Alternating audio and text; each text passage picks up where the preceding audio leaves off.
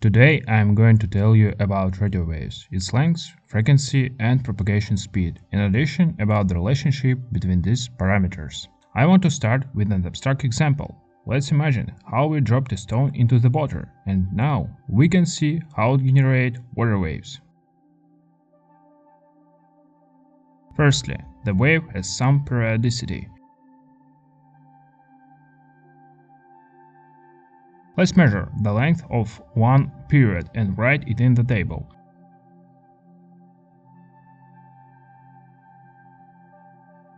Secondly, we know that the wave has a propagation speed.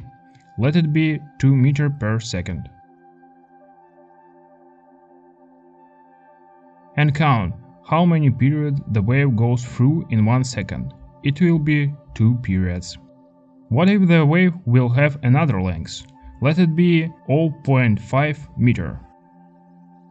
Then the wave will go 4 full periods.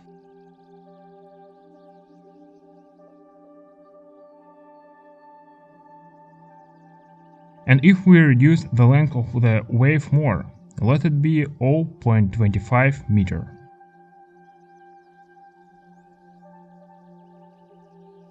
Then the wave will go 8 full periods.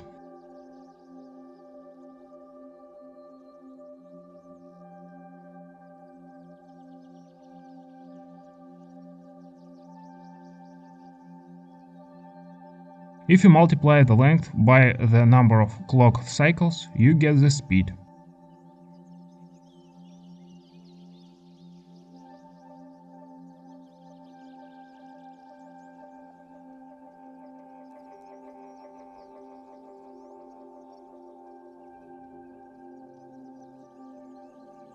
Therefore, we can calculate the speed using the formula of the length and the number of cycles, and any of these parameters through the other two.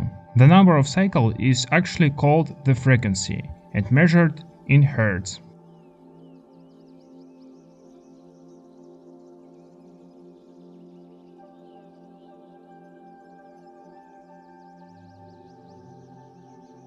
The radio wave speed in this number is about 300,000 kilometers per second. We can round it up for convenience. For example, let's calculate the frequency.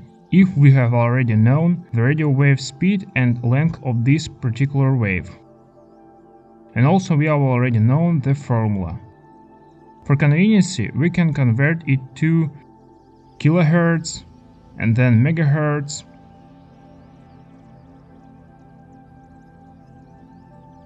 Another example. Let's your wave have length equal 100 millimeters.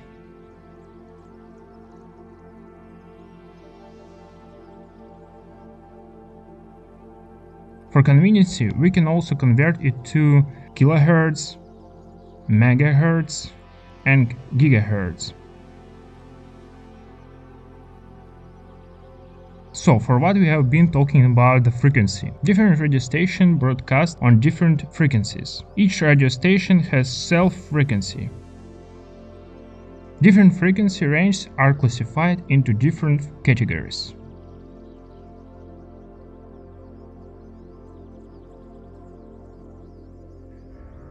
In future video, I am going to tell you how we can choose from frequency noise particular frequency, about oscillatory circuit and resonant frequency, how we can encode a sound wave into the radio wave.